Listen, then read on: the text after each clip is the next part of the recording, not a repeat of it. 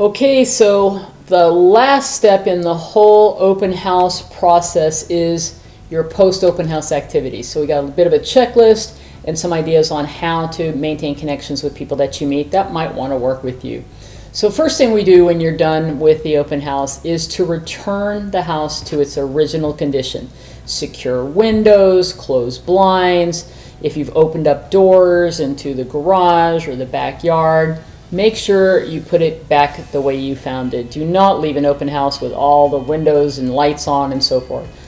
Leave it the way you found it. If they're your sellers, if the sellers happen to come home before you leaving, you can brief them. If the sellers arrive and it's not your open house, then you can give them a brief overview, but let them know that the professional thing to do is to call the agent, let them know you're going to call their agent and provide that feedback, and until you were able to talk to agents that folks that showed up and follow up with some of the buyers you're not really, or the prospects you're not really sure exactly what you have, but you can certainly give people an idea of how it went, how many people showed through, and etc.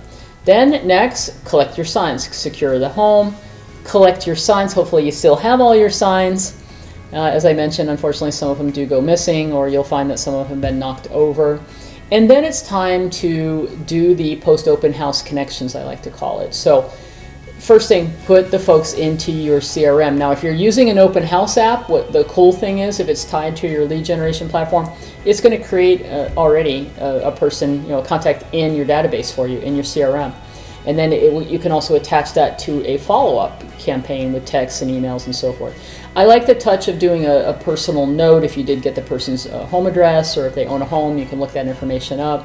Send a thank you email or a text, or even a video text would be a great thing, because hopefully you do have their phone number, because you've hopefully shared your app or got a permission to follow up with them for search alerts and so forth. So send that thank you for visiting.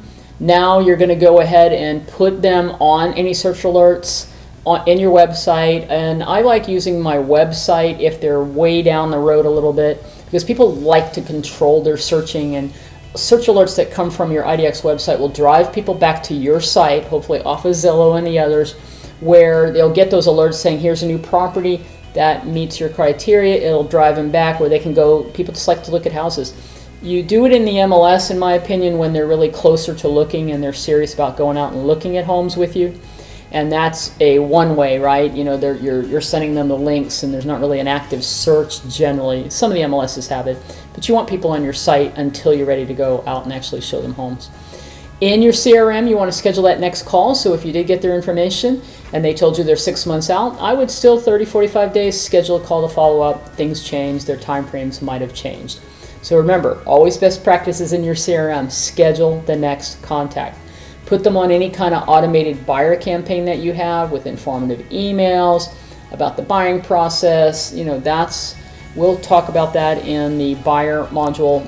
What kind of things should you follow up with people, whether they're a lead from anywhere, including an open house.